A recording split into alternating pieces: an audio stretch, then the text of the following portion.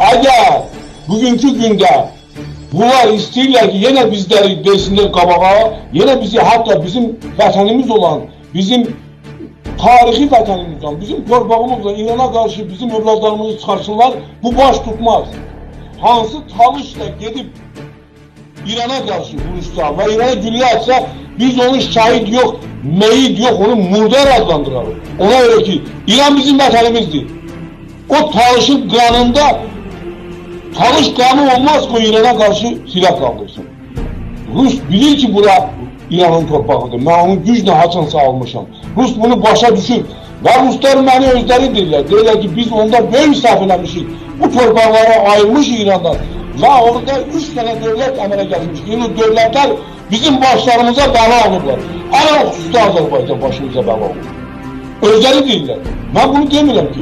Bunlar hansı ağılla belə edirlər, mənim başım çıxmır. Eləyirlər, mən Allah'a şükür eləyirəm. Bu olsun.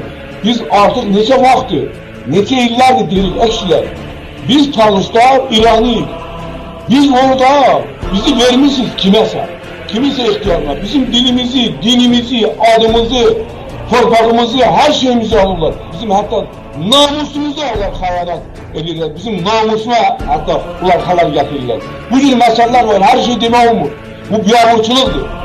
Başında papaq gəzdirən Talış bugün əgər onların tərəfini saxlayırsa, Allah onu kəssin. Çünki o öz anasının, bacısının, namusunun, qeyrətinin düşmənidir.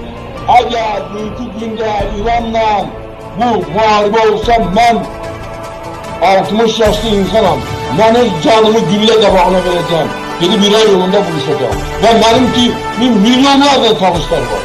Həm İran tərəfdə, həm bu tərəfdə. Ona görə biz taşlayıq öz vətanımız üçün, öz vətanımıza qayıtmaq istiyoruz. Məsələ